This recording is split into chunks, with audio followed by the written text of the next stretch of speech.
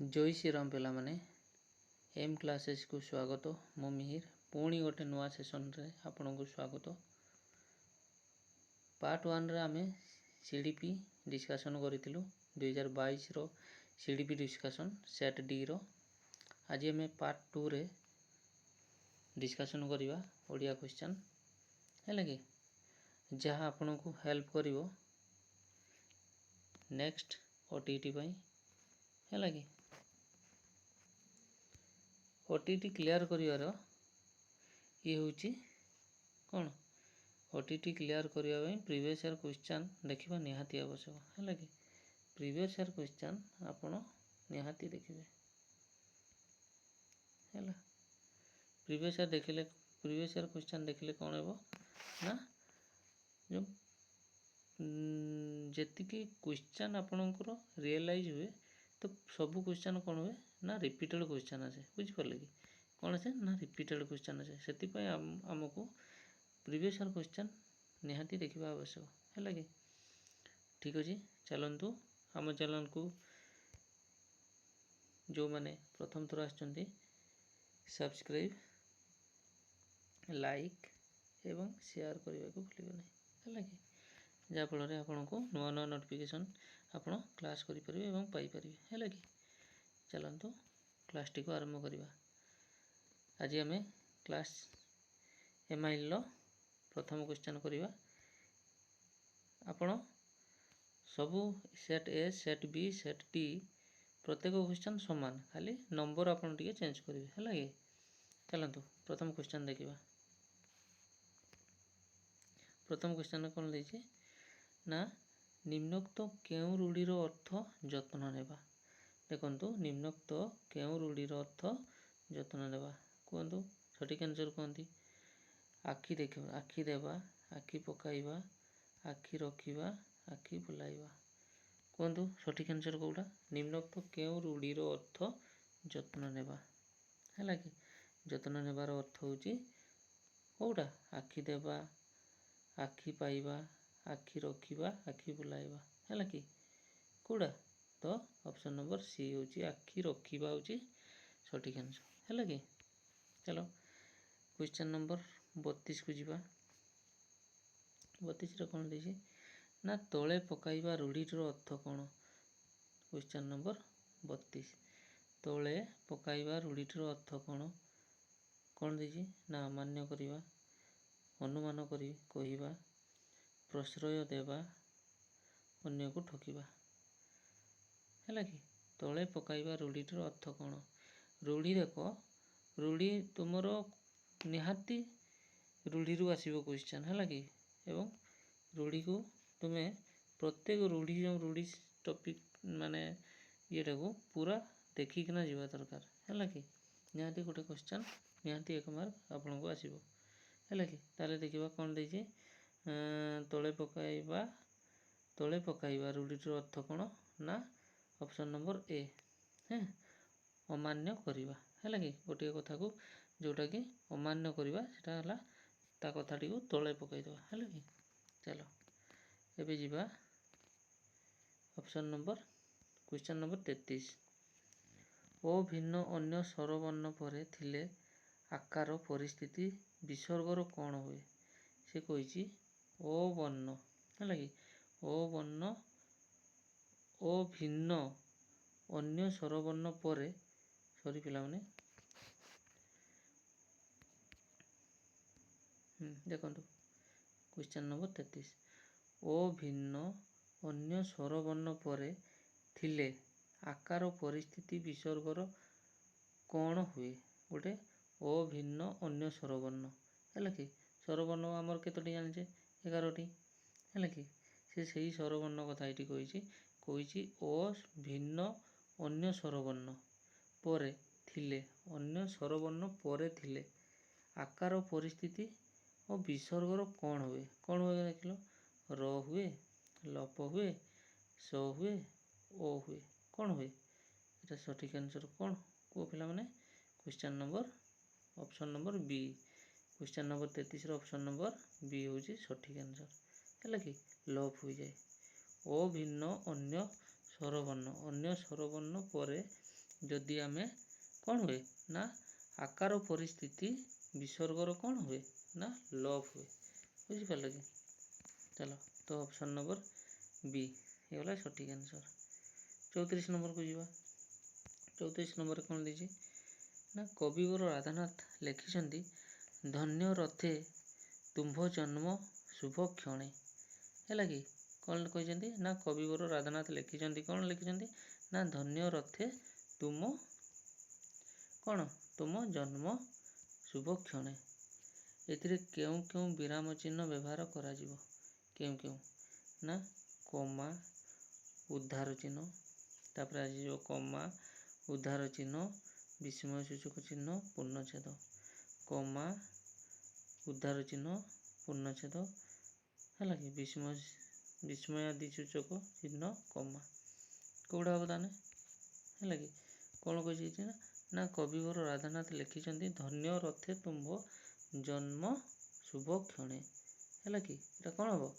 ଏଠି କ'ଣ କ'ଣ ଲାଗିବ? ଦେଖ କବିବର ରାଧାନାଥ ଲେଖିଛନ୍ତି କମା ଧନ୍ୟ ରଥେ ତୁମ ଜନ୍ମ। ଏଠି କ'ଣ ଉଦ୍ଧାର ଚିହ୍ନ, ଉଦ୍ଧାର କ'ଣ ହେଇଛି ନା ଧନ୍ୟ ରଥେ ତୁମ ଜନ୍ମ ଶୁଭ କ୍ଷଣେ। ହେଲା କି ଉଦ୍ଧାର ଚିହ୍ନ। ଆଉ କ'ଣ ଦେଇଛି ନା ତାପରେ କ'ଣ ଲାଗିବ? ତାପରେ ପୂର୍ଣ୍ଣଚ୍ଛେଦ ହେବ ନା ନାହିଁ? ପ୍ରଥମ କବିବର ରାଧାନାଥ ଲେଖିଛନ୍ତି କମା, ହେଲା କି ତାପରେ ଉଦ୍ଧାର ଚିହ୍ନ କ'ଣ ନା ଉଦ୍ଧାର ଚିହ୍ନ ଦେବ। ଆମର କ'ଣ ଉଦ୍ଧାର ହେଇଛି ନା ଧନ୍ୟ ରଥେ ତୁମ ଜନ୍ମ ଶୁଭ କ୍ଷଣେ। ହେଲା କି ଶୁଭ କ୍ଷଣେ। ଏଇଠୁ ଆମର ବସିଲା କ'ଣ ଉଦ୍ଧାର ଚିହ୍ନ, ଧନ୍ୟ ପାଖରୁ ତାପରେ ପୂର୍ଣ୍ଣଚ୍ଛେଦ ବସିବ। ହେଲା କି ତ କେଉଁଟା ଠିକ୍ ଆସିଛୁ ନା କମା ଉଦ୍ଧାର ଆଉ ପୂର୍ଣ୍ଣଚ୍ଛେଦ। ହେଲା କି ତ 34 ନମ୍ବର କ୍ୱେଶ୍ଚନର ଅପସନ୍ ନମ୍ବର ସି ହେଉଛି ସଠିକ୍ ଆନ୍ସର୍। ହେଲା କି ଚାଲ 34 ପରେ ଆମେ ଯିବା 35କୁ। 35ରେ କ'ଣ ଦେଇଛି ନା ପଦ୍ୟକୁ ଗଦ୍ୟରେ ପରିଣତ କରିବା ପ୍ରକ୍ରିୟାକୁ କ'ଣ କୁହାଯାଏ? ପଦ୍ୟକୁ ଗଦ୍ୟରେ ପରିଣତ କରିବା ପାଇଁ କ'ଣ କୁହାଯାଏ? ତାକୁ ଗଦ୍ୟ ରୂପ କୁହାଯାଏ, ଅନ୍ୱୟ କୁହାଯାଏ, ବାକ୍ୟାନ୍ୱୟ କୁହାଯାଏ ନା ଗଦ୍ୟାତ୍ମକ କୁହାଯାଏ? କ'ଣ କୁହାଯାଏ? ତାକୁ ଗଦ୍ୟ ରୂପ କୁହାଯାଏ। ଯଦି ଆମେ ପଦ୍ୟଟାକୁ ଗଦ୍ୟରେ ପରିଣତ କରିବା ତାହେଲେ କ'ଣ କୁହାଯିବ? ଗଦ୍ୟ ରୂପ କହିବା ନା। ତ ସଠିକ୍ ଆନ୍ସର୍ କ୍ୱେଶ୍ଚନ ନମ୍ବର 35ର ଅପସନ୍ ନମ୍ବର ଏ ହେଉଛି ସଠିକ୍ ଆନ୍ସର୍। ଚାଲ 36 ନମ୍ବରକୁ ଯିବା। 36 ନମ୍ବରରେ କ'ଣ କହିଛି ନା ଓଡ଼ିଆ ଭାଷା ଅନୁସାରେ କେଉଁ ଶବ୍ଦଟି ଶୁଦ୍ଧ? କେଉଁ ଶବ୍ଦଟି ଶୁଦ୍ଧ? ତତୋଧିକ, ତତୋଧିକ, ତତୋଧିକ, ତତାଧିକ। କେଉଁଟା? ତ ଆମର ଓଡ଼ିଆ ଭାଷା ଅନୁସାରେ କେଉଁ ଶବ୍ଦଟି ଶୁଦ୍ଧ ନା ଏଇଟା ହେଉଛି ତତୋଧିକ। ତୁମେ ପ୍ରତ୍ୟେକ ବହିରେ ଦେଖିଥିବ ଏଇ ଟାଇପ୍ର ବନାନ ହିଁ ଲେଖାଯାଏ। ତତୋଧିକ ବନାନର ସଠିକ୍ ଉତ୍ତରଟି ଅପସନ୍ ନମ୍ବର ଏ ହେଉଛି ଠିକ୍ ଆନ୍ସର୍। ଚାଲ ଏବେ 37 ନମ୍ବରକୁ ଯିବା। 37 ନମ୍ବରରେ କ'ଣ କହିଛି ନା ବ୍ୟକ୍ତିଗତ ପ୍ରଭେଦ ଦୂର କରିବା ପାଇଁ ଶିକ୍ଷକ କେଉଁ ପଦକ୍ଷେପ ଗ୍ରହଣ କରିବା ଅନୁଚିତ? ଯଦି ଏ ଆସିଗଲା କ'ଣ ବେଡ଼ାକୁଜି କ୍ୱେଶ୍ଚନ୍ ଆସିଗଲା। ହେଲା କି ବ୍ୟକ୍ତିଗତ ପ୍ରଭେଦ ଦୂର କରିବା ପାଇଁ ଶିକ୍ଷକ କେଉଁ ପଦକ୍ଷେପ ଗ୍ରହଣ କରିବା ଉଚିତ? କେଉଁ ପଦକ୍ଷେପ ଗ୍ରହଣ କରିବ ନା ଜନ୍ମଗତ ପ୍ରତିଭା ଚିହ୍ନଟ କରିବ, ନିଜସ୍ୱ ବେଗରେ ଚିହ୍ନିବ ନା ଧାରାବାହିକ ସୁବିଧା ସୁଯୋଗ ନା ଶିକ୍ଷକ କୈନ୍ଦ୍ରିକ ଶିକ୍ଷା ବ୍ୟବସ୍ଥା? କ'ଣଟା କରିବ ନା ବ୍ୟକ୍ତିଗତ। ହେଲା କି ବ୍ୟକ୍ତିଗତ ପ୍ରଭେଦ ଦୂର କରିବା ପାଇଁ କ'ଣ କରିବ ସେ କହିଲ? ବ୍ୟକ୍ତିଗତ ପ୍ରଭେଦ ଦୂର କରିବା ପାଇଁ ସେ କ'ଣ କରିବ ନା ଶିକ୍ଷକ କୈନ୍ଦ୍ରିକ ଶିକ୍ଷା ସେ ବ୍ୟବସ୍ଥା କରିବ। ନା ଜନ୍ମଗତ ପ୍ରତିଭାକୁ ସେ ଚିହ୍ନଟ କରିପାରିବ, ନା ନିଜସ୍ୱ ବେଗରେ ଚିହ୍ନିବ ସିଏ ହେବନି, ନା ଧାରାବାହିକ ସୁବିଧା ସୁଯୋଗ। ନା ଇଏ ହେଉଛି ସଠିକ୍ ଆନ୍ସର୍ କ'ଣ ନା କ୍ୱେଶ୍ଚନ୍ ନମ୍ବର 37ର ଅପସନ୍ ନମ୍ବର ଡି ହେଉଛି ସଠିକ୍ ଆନ୍ସର୍। ଶିକ୍ଷକ କୈନ୍ଦ୍ରିକ ଶିକ୍ଷା ବ୍ୟବସ୍ଥା ସେ କରିବ ଯଦି ଗୋଟେ ବ୍ୟକ୍ତିଗତ ପ୍ରଭେଦ ଦୂର କରିବା ପାଇଁ। ହେଲା କି ତାହେଲେ ଅପସନ୍ ନମ୍ବର ଡି ହେଇଗଲା ସଠିକ୍ ଆନ୍ସର୍। 38 ନମ୍ବର 38 ନମ୍ବରରେ କ'ଣ କୁହାଯାଇଛି ନା ଶିକ୍ଷାର୍ଥୀର ଆଚରଣର ପରିବର୍ତ୍ତନ ଡ୍ୟାସ୍ ଦ୍ୱାରା ସମ୍ଭବ ହୋଇଥାଏ। କ'ଣ ଦ୍ୱାରା ସମ୍ଭବ ହୋଇଥାଏ? ପାଠ୍ୟକ୍ରମ ଦ୍ୱାରା ହୋଇଥାଏ, ପରିବେଶ ଦ୍ୱାରା ହୋଇଥାଏ, ନା ଶିକ୍ଷଣ ଦ୍ୱାରା ହୋଇଥାଏ, ନା ନିର୍ଦ୍ଦେଶ ଦ୍ୱାରା ହୋଇଥାଏ? ଦେଖ ଏଠି କ'ଣ କହିଛି ନା ଶିକ୍ଷାର୍ଥୀର ଆଚରଣର ପରିବର୍ତ୍ତନ। ଆମ ଗୋଟେ ଶିକ୍ଷାର୍ଥୀର ଆଚରଣ କିପରି ପରିବର୍ତ୍ତନ ହେବ? ପାଠ୍ୟକ୍ରମ ଦ୍ୱାରା ଆଚରଣ ହୁଏ କି ନା ପରିବେଶ ଦ୍ୱାରା ଆଚରଣ ହୁଏ? ପରିବେଶ ଦ୍ୱାରା ସବୁ ହୁଏ ନାହିଁ, କିଛିଟା ହୁଏ, କିଛି ମାତ୍ରାରେ ହୁଏ ଯେଉଁଟାକି ସବୁ ହୁଏ ନାହିଁ। ତ ନିର୍ଦ୍ଦେଶ ଦ୍ୱାରା ହୁଏ। ନିର୍ଦ୍ଦେଶର ଗୋଟେ ଅଲଗା ମିନିଂ ଆସିଯାଉଛି ନା, ତ ଅନ୍ୟକୁ ନିର୍ଦ୍ଦେଶ ଦେବା ସେ ବି ଆସୁନି। ଶିକ୍ଷାର୍ଥୀର ଆଚରଣ କିପରି? ନା ଶିକ୍ଷଣ ଦ୍ୱାରା ହୋଇଥାଏ। ଶିକ୍ଷାର୍ଥୀର ଆଚରଣରେ ପରିବର୍ତ୍ତନ କ'ଣ? ନା ଶିକ୍ଷଣ ଦ୍ୱାରା ସମ୍ଭବ ହୋଇଥାଏ। ଯଦି ସେ ଶିକ୍ଷଣ କରିବ ତେବେ ତା'ର ଆଚରଣ ପରିବର୍ତ୍ତନ ହୋଇଥାଏ। ହେଲା କି? ତ 38 ନମ୍ବର କ୍ୱେଶ୍ଚନର ଅପସନ୍ ନମ୍ବର ସି ହେଇଯିବ ସଠିକ୍ ଆନ୍ସର୍। ହେଲା କି? ଚାଲ 38 ଏବେ ଯିବା 39। ଇଏ ଆସିଗଲା କ'ଣ? ନା 39 ନମ୍ବର ଆସିଗଲା ଗାଁ ଗଣ୍ଡା। ଏଥିରେ ଗଣ୍ଡା ପଦଟି କେଉଁ ପ୍ରକାର ଅବ୍ୟୟ? ଗଣ୍ଡା ପଦଟି କ'ଣ ଦେଇଛି? ଅପସନ୍ ନମ୍ବର ଏରେ ଦେଇଛି ଧନ୍ୟାନୁକାରୀ, ଅପସନ୍ ନମ୍ବର ବିରେ ଦେଇଛି ପଦବିକାରୀ ମୂଳକ, ଅପସନ୍ ନମ୍ବର ସିରେ ଦେଇଛି ଭାବବାଚକ, ଅପସନ୍ ନମ୍ବର ଡିରେ ଦେଇଛି କ'ଣ? ନା କ୍ରମବୋଧକ। ହେଲା କି? ତାହେଲେ ଗାଁ ଗଣ୍ଡା। ଗାଁ ଗଣ୍ଡା ଏଥିରେ ଗଣ୍ଡା ପଦଟି କେଉଁ ପ୍ରକାର ଅବ୍ୟୟ? ନା ଭାବବାଚକ। ତ ପିଲାମାନେ ଏଇଟା ଟିକେ ଭଲସେ ଦେଖିବ। ତ ମୋତେ ଲାଗୁଛି ଗାଁ ଗଣ୍ଡା ଏଥିରେ ଗଣ୍ଡା ପଦଟି କେଉଁ ପ୍ରକାର? ଭାବବାଚକ ହେବ, ଧନାନୁକାରୀ, ପଦବିକାରୀ, କ୍ରମବୋଧକ। କ୍ରମବୋଧକ ତ କେବେ ହେବ ନାହିଁ। ଗଣ୍ଡା, ଧନ୍ୟାନୁକାରୀ, ଧନ୍ୟ, ଗଣ୍ଡା ନା ଗଣ୍ଡା ବି ହେଉନି ଆପଣଙ୍କର। ତ ଏଇ ବି ଓ ସି ଭିତରେ ମୋତେ ଲାଗୁଛି। ତ ମୋତେ କମେଣ୍ଟ କରିକିନା ଏଇଟା କହିବ ଯେ ସଠିକ୍ ଆନ୍ସର୍ଟି କ'ଣ? ହେଲା କି? ବି ଆଉ ସି ଭିତରେ ଡାଉଟ୍ ଲାଗୁଛି। ବି ଆଉ ସି ମୋତେ ଜଣେଇବ ପିଲାମାନେ। ହେଲା କି? ଠିକ୍ ଅଛି। 39 ନମ୍ବର ଗଲା। 40 ନମ୍ବରକୁ ଯିବା। ନିମ୍ନୋକ୍ତ ମଧ୍ୟରୁ କେଉଁଟି ଅସମ୍ପନ୍ନ ବର୍ତ୍ତମାନ କାଳର କ୍ରିୟା ଅଟେ? କେଉଁଟି? ହେଉଛି। ସେ କ'ଣ କହିଛି? ନା ଅସମ୍ପନ୍ନ ମାନେ ସରି ନଥିବ ଏବଂ ବର୍ତ୍ତମାନ କାଳ, ବର୍ତ୍ତମାନ କାର୍ଯ୍ୟଟି ଚାଲିଥିବ ଏବଂ ସରି ନଥିବ। ତାହେଲେ କେଉଁ ଦେଖିବା କେଉଁ କ୍ରିୟାରେ? ହେଉଛି, ହୁଅନ୍ତି, ହେଉଥାନ୍ତା, ହେଉଥିବ। ହେଉଥିବ ତ କେବେ ବି ହେବନି। ମାନେ କ'ଣ? ବର୍ତ୍ତମାନ ହେଉଥିବ ମାନେ ଆଗକୁ ବି ହେଇଥିବ। ସେ ବର୍ତ୍ତମାନ କହିଛି ନା। ହେଉଥାନ୍ତା ବି କେବେ ବି ହୁଏନି। ହୁଅନ୍ତି କେବେ ବି ନାହିଁ। ହେଉଛି। ତ ସଠିକ୍ ଅପସନ୍ ହେଇଯିବ ହେଉଛି ହେଇଯିବ। ହେଲା କି? ଅପସନ୍ ନମ୍ବର ଏ। 40 ନମ୍ବର ଅପସନ୍ ନମ୍ବର ଏ। ହେଲା କି? ଚାଲ ଏବେ ଆସିଗଲା ଦେଖ ଅନୁଚ୍ଛେଦ ଆସିଗଲା ଆପଣଙ୍କର। ହେଲା କି? ଅନୁଚ୍ଛେଦ ଆମେ ପ୍ରଥମ ପଢ଼ିବ। ହେଲା କି? ପଢ଼ିକିନା କରିବ। ତ ମୁଁ କେବଳ କ୍ୱେଶ୍ଚିନ୍ ଡିସ୍କସନ୍ କରିଦେଉଛି। ହେଲା କି? ତ ଆପଣମାନେ କ୍ୱେଶ୍ଚନ୍ ପଢ଼ିଦେବେ। ହେଲା କି? ଦେଖ ଦେଇଛି 41 ନମ୍ବର। କ'ଣ ଦେଇଛି? ନା କେଉଁଠି ଠିକ୍ ଦେଇଛି? 41 ନମ୍ବରର କେଉଁଠି ଠିକ୍ ଦେଇଛି? କ'ଣ ଦେଇଛି? ନା ସୁଖରୁ ଶାନ୍ତି ମିଳେ, ଶାନ୍ତିରୁ ସୁଖ ମିଳେ, ସମ୍ପଦରୁ ସୁଖ ମିଳେ, ସୁଖରୁ ସମ୍ପଦ ମିଳେ। ଦେଖ ତୁମେ ଏଠି ଯଦି ବି ନିଜର ଆଇଡ଼ିଆ ଲଗେଇବ, ହେଲା କି? ଯଦି ତୁମର ଉପସ୍ଥିତ ବୁଦ୍ଧି ଥିବ ତ ତୁମେ ଏଇ ଅପସନ୍ରୁ ହିଁ ତୁମେ ନିଜେ ବାଛିଦେବ। ହେଲା କି? ତ ପାରାଗ୍ରାଫ ବା ପ୍ୟାସେଜକୁ ତୁମେ ଅନୁଚ୍ଛେଦକୁ ନ ପଢ଼ିଲେ ବି ଏଠୁ ବାଛିଦେବ ତୁମେ। ହେଲା କି? ବାଛି ଦେଇପାରିବ। ଦେଖନ୍ତୁ ତ କେଉଁଠି ଠିକ୍ ଦେଇଛି ତୁମେ ନିଜେ ନିଜେ କୁହ ନା କେଉଁଟା ଠିକ୍ ଲାଗୁଛି? ଆମକୁ ସୁଖରୁ ଶାନ୍ତି ମିଳେ କି? ଶାନ୍ତିରୁ ସୁଖ ମିଳେ କି? ସମ୍ପଦରୁ ସୁଖ ମିଳେ କି? ସୁଖରୁ ସମ୍ପଦ ମିଳେ କି? ସୁଖରୁ ସମ୍ପଦ ମିଳେ କି? ଏଟା ତ କଦାପି ନୁହେଁ। ସମ୍ପଦରୁ ସୁଖ ମିଳେ କି? କଦାପି ନୁହେଁ। ଶାନ୍ତିରୁ ସୁଖ ମିଳେ, ଏଇଟା ଠିକ୍ ଲାଗୁଛି। ହେଲା କି? ତ ସୁଖରୁ ଶାନ୍ତି ମିଳେ ନା। ତ ଆପଣ ଅପସନ୍ ନମ୍ବର ବି ଲାଗୁଛି। ତ ଦେଖିଦେବା ଆମକୁ ଡାଉଟ୍ କ'ଣ ପାଇଁ କରିବା? ଦେଖନ୍ତୁ କେଉଁଠି ଠିକ୍। ଏଠି ଦେଇଛି କ'ଣ ଦେଇଛି? ନା କୀଟପତଙ୍ଗ, ପଶୁପକ୍ଷୀ, ମଣିଷଙ୍କ ବାସଭୂମି ଆମର ଏ ପୃଥିବୀ। ସମସ୍ତେ ଚାହାନ୍ତି କ'ଣ? ନା ସୁଖରେ ରହିବେ, ଆନନ୍ଦରେ କାଳ କାଟିବେ। ହେଲା କି? ଆଉ କ'ଣ? ନା ଦୁଃଖରେ ରହିବା ପାଇଁ, ଅସୁବିଧା ଭୋଗିବା ପାଇଁ କେହି ଚାହାନ୍ତି ନାହିଁ।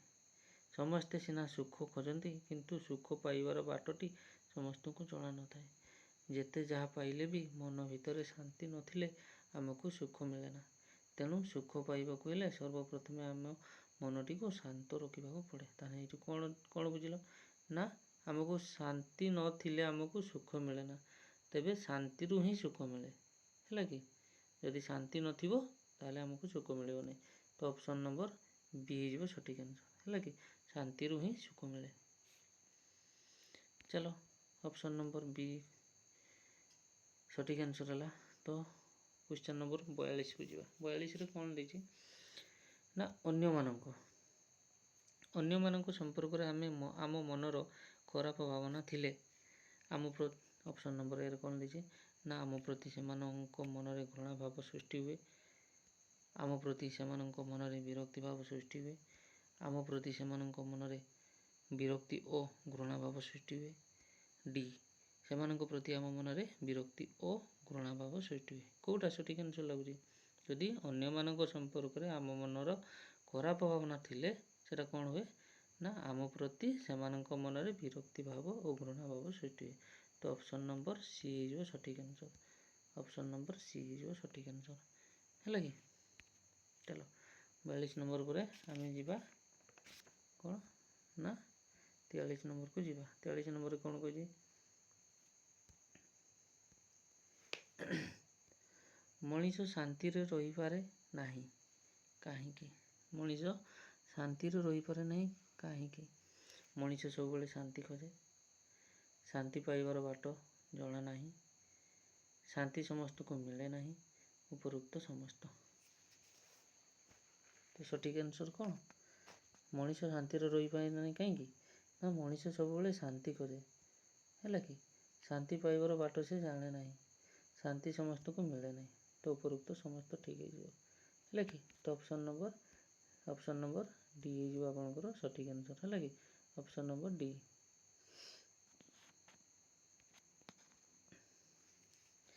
44 नंबर जीवा 44 नंबर कौन कही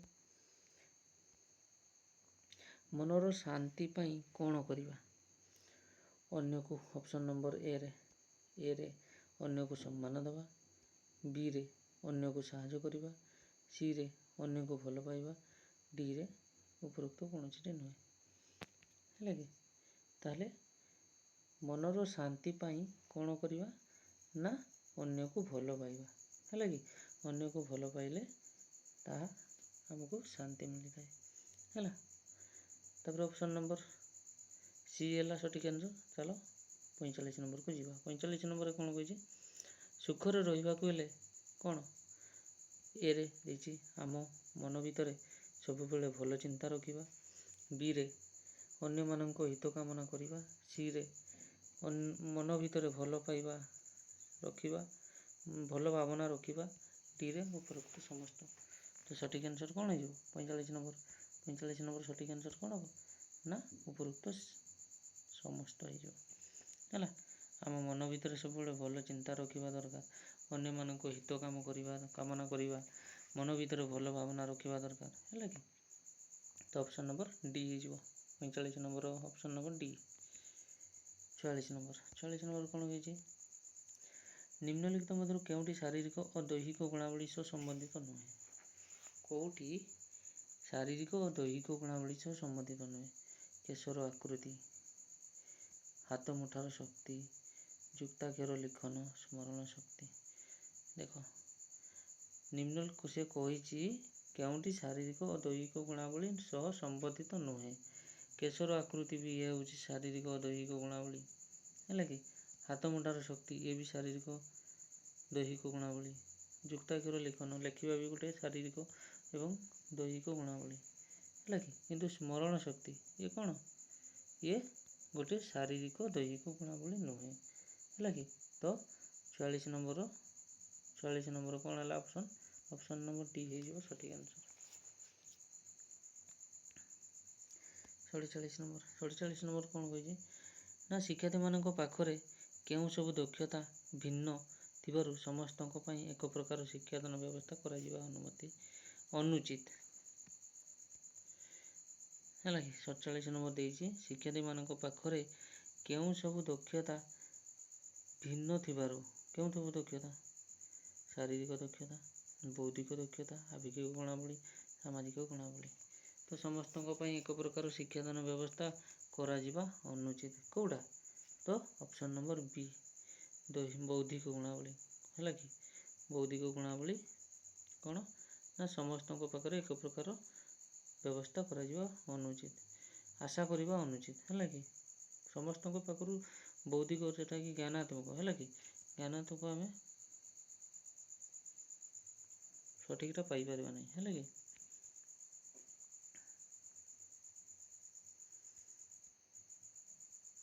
ତାପରେ ଦେଖ ଆମର ଆସିଗଲା କବିତାଂଶଟି ହେଲା। କବିତାଂଶଟି ପାଠ ଏଇଠି କରିଛି, ଆମେ ପାଠ ପଢ଼ିବାନି, ଆମେ କେବଳ କ୍ୱେଶ୍ଚନ୍ ଆନ୍ସର୍ କରିବା। କ୍ୱେଶ୍ଚନ୍ ଆନ୍ସର୍ କ'ଣ ଦେଇଛି 48 ନମ୍ବର।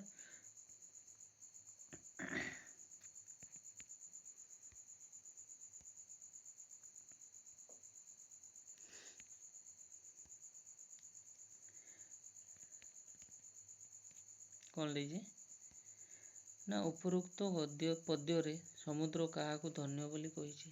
ଉପରୋକ୍ତ ପଦ୍ୟରେ ସମୁଦ୍ର କାହାକୁ ଧନ୍ୟ ବୋଲି କହିଛି, କାହାକୁ ଏଠି ଅପସନ୍ ନମ୍ବର କାହାକୁ କହିଛି ଉପରୋକ୍ତ ପଦ୍ୟରେ ସମୁଦ୍ର କାହାକୁ ଧନ୍ୟ ବୋଲି କହିଛି। ତ ଦେଖିଦେବା ଆମେ କାହାକୁ ଧନ୍ୟ ବୋଲି କହିଛି।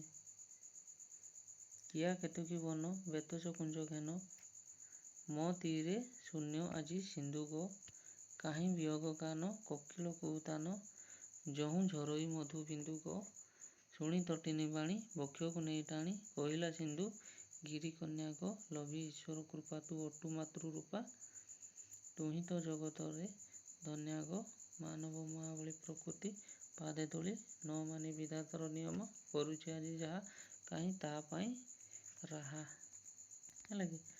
ଏ ସଠିକ୍ ଆନ୍ସର୍ ମୋତେ ଲାଗୁଛି ଉପରୋକ୍ତ ପଦରେ ସମୁଦ୍ର କାହାକୁ ଧନ୍ୟ ବୋଲି କହିଛି। ସମୁଦ୍ର କାହାକୁ କହିଛି, ସମୁଦ୍ର ଜଙ୍ଗଲ ସାଗର ତଟିନୀ ଝରଣା କାହାକୁ କହିଛି। ଏଠି ଆପଣଙ୍କର ସଠିକ୍ ଆନ୍ସର୍ ହେଇଯିବ ଅପସନ୍ ନମ୍ବର କିଏ ସମୁଦ୍ର କାହାକୁ ଧନ୍ୟ ବୋଲି କହିଛି ନା ଡି ଝରଣାକୁ କହିଛି ହେଲା। ଝରଣା ନା କାହାକୁ କହିଛି।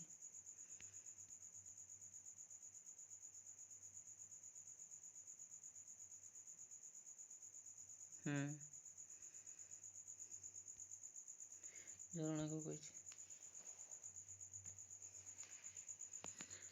ତ ଅପସନ୍ ନମ୍ବର ଡି ହେଇଯିବ ହେଲା କି। ଚାଲ 49 ନମ୍ବର କ'ଣ କହିଛି ତୁହି ତ ଜଗତର ରାଣୀ ଏକଥା କିଏ କାହାକୁ କହିଛି। ତୁହି ତ ଜଗତର ରାଣୀ ଏକଥା କିଏ କାହାକୁ କହିଛି। ଏକଥା ସମୁଦ୍ର କହିଛି ନଦୀକୁ ହେଲା କି। ସମୁଦ୍ର କହିଛି ନଦୀକୁ ହେଲା କି। ଚାଲ ଯିବା 50 ନମ୍ବରକୁ ଯିବା। 50 ନମ୍ବରରେ କ'ଣ କହିଛନ୍ତି କୋକିଳ କୁହୁତାନ କହିବାର ଅର୍ଥ କ'ଣ।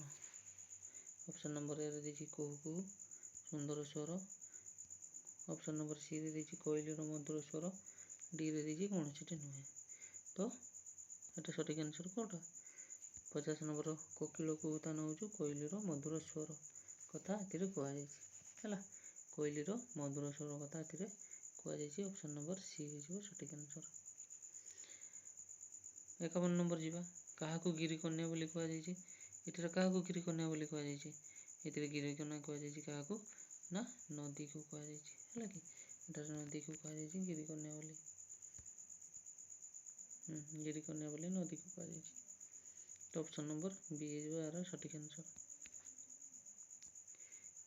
52 ନମ୍ବର ଯିବା। 52 ନମ୍ବରରେ କ'ଣ କହିଛି ନିଜ କର୍ମର ଫଳ ଭୋଗିବ ବୋଲି କାହାକୁ କୁହାଯାଇଛି। କାହାକୁ କୁହାଯାଇଛି 52 ନମ୍ବର ମଣିଷକୁ ନଦୀକୁ ସାଗରକୁ ଜଙ୍ଗଲକୁ କାହାକୁ କୁହାଯାଇଛି। ଅବଭିୟସ୍ଲି ମଣିଷକୁ। ମଣିଷ ହିଁ ସବୁ କର୍ମର ଫଳ ସବୁ କରୁଛି। ମନୁଷ୍ୟ ହେଉଛି ସବୁଠୁ ବୁଦ୍ଧିଆ ପ୍ରାଣୀ ହେଲା କି ଯେଉଁଟାକି ସେ ଦିନେ ନା ଦିନ ଫଳ ଭୋଗିବ ନିଜ କର୍ମର ଫଳ ଏଥିରେ କବିତାରେ କୁହାଯାଇଛି ହେଲା କି। ତ 52 ନମ୍ବର ଅପସନ୍ ନମ୍ବର ଏ ହେଇଯିବ ସଠିକ୍ ଆନ୍ସର୍। 53 ନମ୍ବର କ'ଣ ଦେଇଛି ପର୍ଯ୍ୟବେକ୍ଷଣର ଅର୍ଥ କ'ଣ। ପର୍ଯ୍ୟବେକ୍ଷଣର ଅର୍ଥ କ'ଣ ନା ଦେଖିବା ଅନୁଭବ କରିବା ଚିନ୍ତା କରିବା ବା ଉଦ୍ଦେଶ୍ୟ ଭିତ୍ତିକ ପ୍ରତ୍ୟକ୍ଷଣ କରିବା। ପର୍ଯ୍ୟବେକ୍ଷଣ କ'ଣ ନା ଉଦ୍ଦେଶ୍ୟ ଭିତ୍ତିକ ପ୍ରତ୍ୟକ୍ଷଣ କରିବା ହେଉଛି ସଠିକ୍ ଆନ୍ସର୍। ତ ଅପସନ୍ ନମ୍ବର ଡି ହେଇଯିବ ସଠିକ୍ ଆନ୍ସର୍।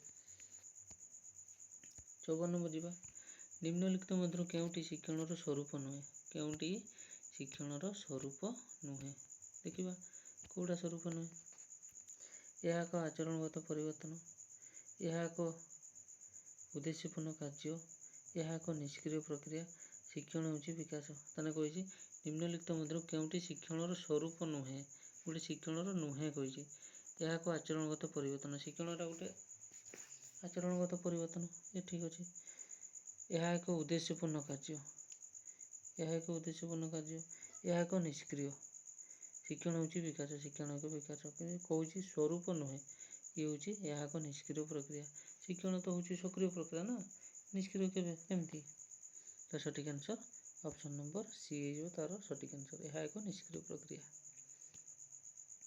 चलो 55 जीवा 55 कौन कही पछुआ और मांदा पिलांको पई शिक्षण व्यवस्थार रूपरेख केमिति हेबा उचित मध्याह्न भोजन मोंटेसरी प्रणाली पोशाक बंटन व्यक्तिगत दृष्टि सठिक आंसर कौन 55 नंबर कौन हो ना व्यक्तिगत आम दृष्टि देले जाइकिना कौन हेबो ना पछुआ मांदा पिलांको पई शिक्षण व्यवस्थार रूपरेख व्यक्तिगत दृष्टि देवा उचित है कि 55 अपन चली आसवा 56 कौन देजी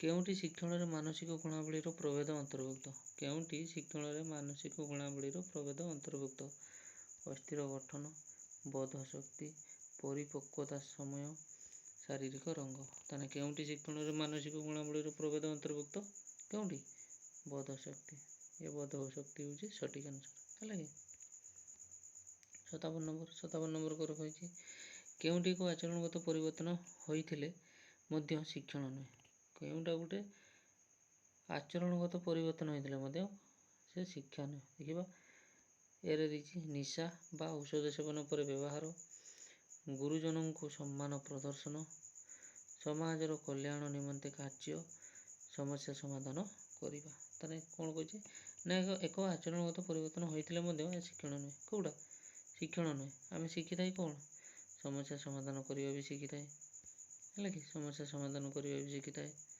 समाजर कल्याण निमंते कार्य भी करता है गुरुजन को सम्मान करता किंतु निशा और औषध सेवन पर व्यवहार एगुड़ा कौन आचरणगत परिवर्तन किंतु शिक्षण नुहे एगुड़ा है कि चलो 58 नंबर जी 58 नंबर कौन कह शिक्षण एक मुख्य उद्देश्य कौन शिक्षणर मुख्य उद्देश्य कौन मूल्यांकन करवा निदान करवा उपचार करवा ना उपरोक्त समस्त कौटा ठीक शिक्षणर मुख्य उद्देश्य से मूल्यांकन भी कर निदान भी कर उपचार भी कर तो सठिक आंसर ऑप्शन नंबर डी है ऑप्शन नंबर डी